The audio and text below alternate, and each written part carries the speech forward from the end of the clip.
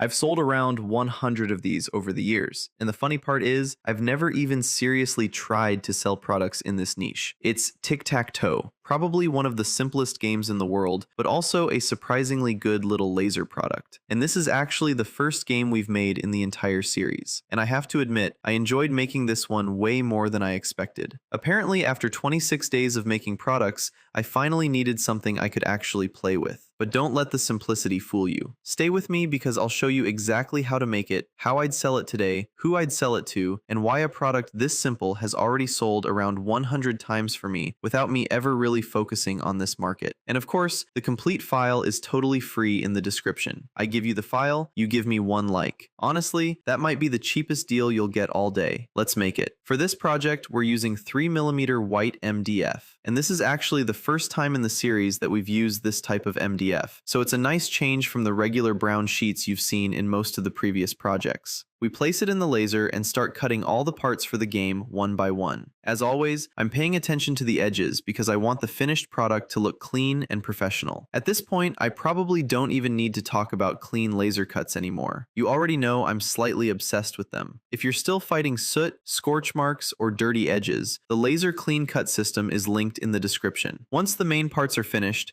we move on to the playing pieces and the little pumpkin decoration. For this version, I decided to go with a Halloween theme, so we're using a combination of orange and green. Some of the playing pieces will be orange, while the others will be green, and we'll use the same colors for the details on the pumpkin. And instead of painting every little piece by hand, we're going to use self-adhesive colored paper. I simply stick the paper directly onto the MDF first, and then cut the playing pieces with the laser. This gives us really clean, consistent color without spending half the afternoon with a tiny paintbrush wondering why we chose this hobby. Once everything is cut, I inspect all the pieces. I check that the small details came out properly, that nothing is damaged, and especially that the edges are clean. And as you can see, everything came out exactly how we wanted it. Now we can start assembling. I begin by connecting the front and back sections to the bottom piece. Then we add one of the side walls. After that, the inner section slides into place, followed by the top piece, and finally the second side wall. And just like that, the main body of the game is already finished. Now we only need to add the decorative section. For the pumpkin, I decided to use something similar to an inlay technique. We apply a small amount of glue and then place each colored piece into position one by one. It's simple, but it makes the final product look much more finished because the decoration becomes part of the design instead of just looking like something stuck on top.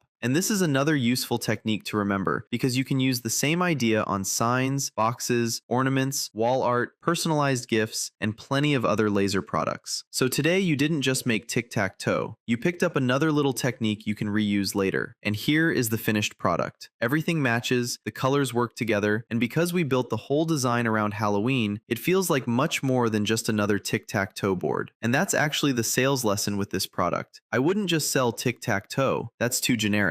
I'd sell a Halloween Tic Tac Toe set. Then I'd make a Christmas version, a Valentine's version, maybe an Easter version, or designs around completely different niches. The game itself stays basically the same. What changes is the theme, and that theme is what makes the product different enough for somebody to stop at your craft fair table and pick it up. You're simply giving a familiar product a reason to be bought again. And honestly, look at this set and tell me you've seen a better looking tic-tac-toe board. You probably haven't. And if you have, please keep it to yourself. I'm trying to finish this video with some confidence. This is exactly the type of product I'd take to Halloween markets and craft fairs because it's inexpensive to produce, easy to understand, easy to demonstrate, and it works both as a small game and as a gift. You could also personalize it with a family name, create different color combinations, or package it as a small gift set to increase the perceived value. And remember what I mentioned at the beginning. I've already sold around 100 of these over the years without ever seriously focusing on this niche. So if I were actually building a collection around games today, I wouldn't make one design and stop there. I'd use the same basic product and create multiple themed versions throughout the year. That gives you one production system, but several different reasons for customers to buy it. And of course, you don't have to design this one from scratch. The complete file is completely free through the link in the description. I'll see you tomorrow for day 28.